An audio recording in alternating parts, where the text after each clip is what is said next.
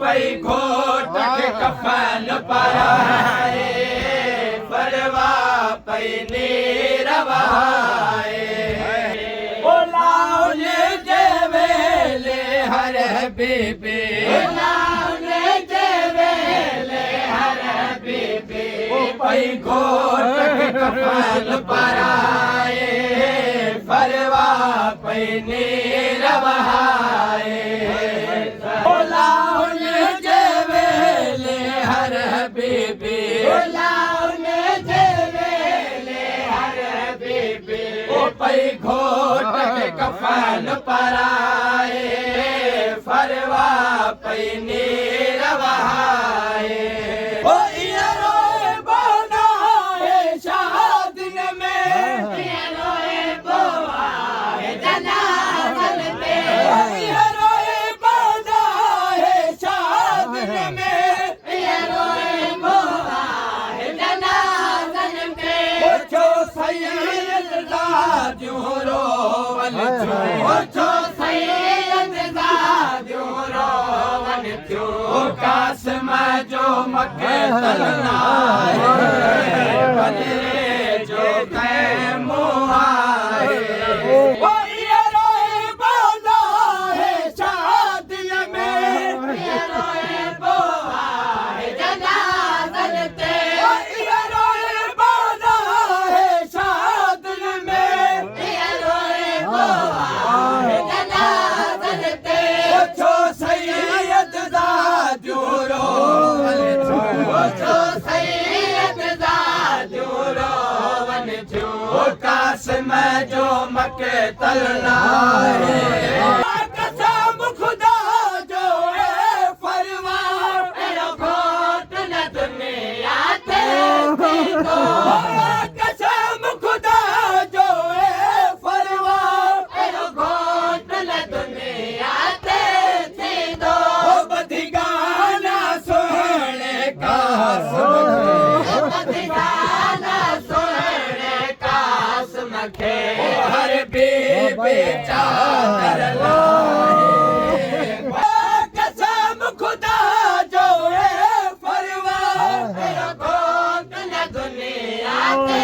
थी दो कसम खुदा जो है फरवा तेरा घोट न दुनिया थी दो बधी गाना सोने कासिम के बधी गाना सोने कासिम के हर बीबी चादर लाए भाई फरे दानम सोने कासिम ले तैयार वसे जगदान जे दानम सोने कासिम ले तैयार वसे जगदान जे खड़ी दो चाचो कासिम के दो चाचो कासिम के मैदान में मोड़ बधाए मैदान में सोने कासिम ले तैयार से जगदान जे मैदान में सोने कासिम ले तैयार से जगदान जे खड़ी दो चाचो कासिम के खड़ी दो चाचो कासिम के मैदान में मोड़ बधाए महाराज नूह का दो खालिक रियासत के पूरे थे महाराज नूह का दो खालिक रियासत के पूरे थे ओ शहजादो हसन जो आए शहजादो हसन जो आए केड़ो इदो तुझे जो खीर मलाए ओ तुझा रुका परवा सब समझू था बाजी जे कामरे से तुझा रुका परवा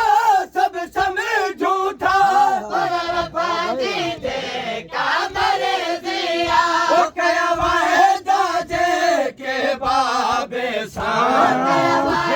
दाजे के बाबे सा ईद कासिम जल दुन भाए वो तुझा दुखा परवा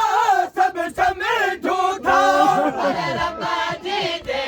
कादर दिया वो तुझा दुखा परवा सब समझू था रब्बा जी दे कादर दिया वो कया वाहे दाजे के बाबे सा कया वाहे दाजे के बाबे सा वो इन कासिम जल दुन भाए पग मोत की पाक